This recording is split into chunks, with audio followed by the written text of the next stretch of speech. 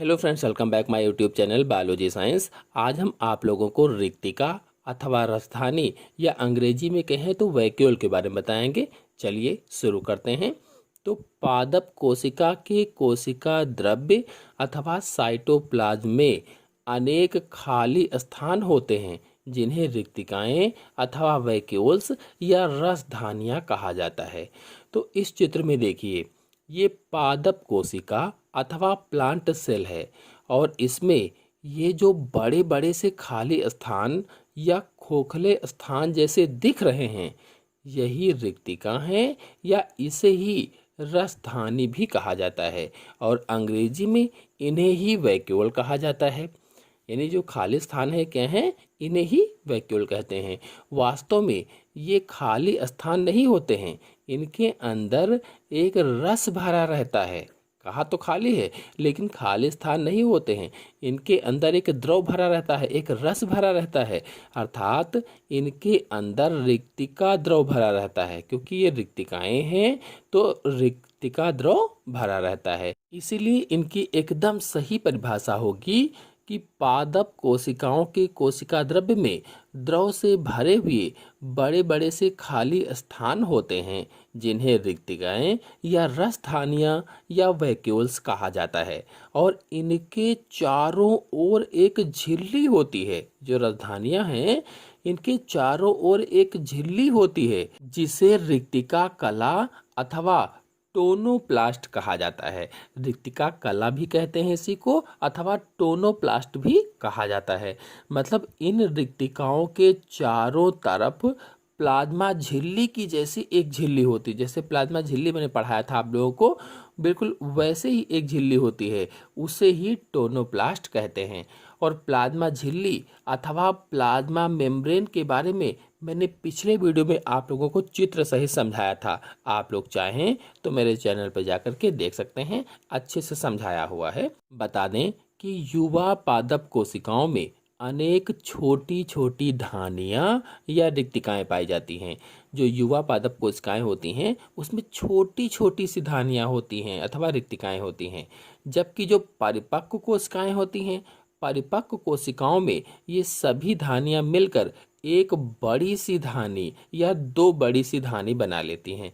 अर्थात जब कोशिकाएं नई होती हैं या युवा होती हैं या कह लीजिए कि यंग होती हैं, तो यही रिक्तिकाएं या वैक्यूल्स छोटी छोटी सी होती हैं। लेकिन जब कोशिकाएं मैच्योर हो जाती हैं या परिपक्व हो जाती हैं, तो यही कोशिकाएं एक में मिल जाती हैं और एक बड़ी सी रिक्तिका या वैक्यूल बना लेती हैं, अथवा कह लीजिए कि दो बड़ी सी रिक्तिका या वैक्यूल्स का निर्माण कर लेती हैं। कोशिका के आकार में वृद्धि होने के साथ साथ रसधानियों या वैक्यूल्स के आकार में भी वृद्धि होती है। मतलब जब कोशिका अथवा सेल का साइज बड़ा होता जाएगा तो इन रसधानियों या वैक्यूल का साइज या आकार भी बढ़ता जाता है। कहने का मतलब सीधा सा है कि जैसे जैसे कोशिकाएं आकार में बढ़ेंगी, बिल्कुल उसी तरह से जो वैक्यूल्स होती हैं, जो रसधानियां होती हैं अथवा जो रिक्तिकाएं होती हैं, इनका भी आकार बढ़ता जाता है। आप लोगों को मैंने बताया था शुरुआत में कि रसधानियों में एक तरल पदार्थ भरा रहता है। शुरुआत में भी बताया था कि जो रसधानियां हैं इनमें एक तरल पदार्थ भरा रहता है या रिक्तिका द्रव भरा रहता है, अथवा धानियों में कोशिका रस भरा रहता है। कोशिका रस को सेल सैप कहा जाता है। तो इस रिक्तिका रस अथवा वैस्कुलर सैप या सेल सैप में क्या क्या होता है? तो रिक्तिका रस में खनिज लवण होते हैं। अब खनिज लवण कौन कौन से होते हैं? जैसे क्लोराइड है, सल्फेट है, फास्फेट है आदि होते हैं, ये खनिज लवण पाए जाते हैं। और खनिज लवण के अलावा इसमें कार्बोहाइड्रेट में जैसे ग्लूकोज, सुक्रोज, शर्करा आदि ये सब कार्बोहाइड्रेट होते हैं। इसके अलावा इसी रस में एमिनो अम्ल, कार्बनिक अम्ल भी होते हैं और इस पर प्रश्न भी पूछे जाते हैं, इसलिए सभी पॉइंट्स को ध्यान से समझते चलेंगे।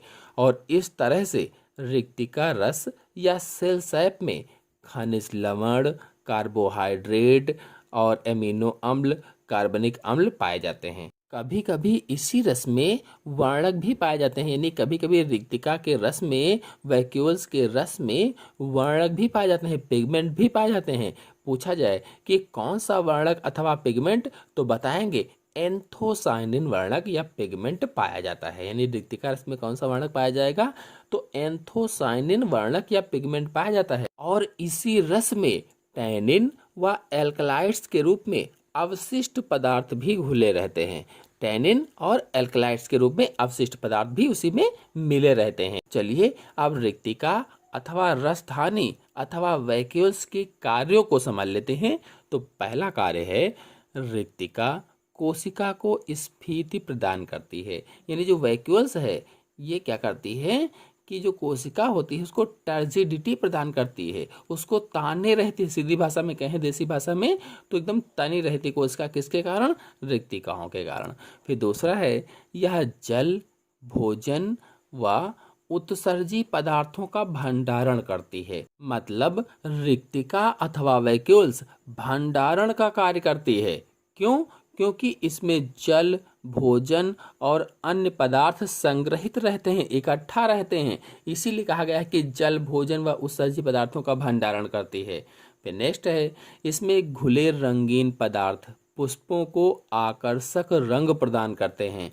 जो इसमें रंगीन पदार्थ घुले होते हैं वे पुष्पों को आकर्षक रंग प्रदान करते हैं। तो मैंने अभी आप लोगों को बताया भी था कि रिक्तिका में एंथोसायनिन वर्णक या एंथोसायनिन पिगमेंट पाया जाता है, जिसके कारण फूलों का रंग लाल, नीला, पीला आदि हो जाता है। इसीलिए इसमें कहा गया कि इसमें घुले रंगीन पदार्थ पुष्पों को आकर्षक रंग प्रदान करते हैं, क्योंकि ये एंथोसायनिन होता है और इसी के कारण पुष्पों का रंग लाल, नीला, पीला आदि हो जाता है।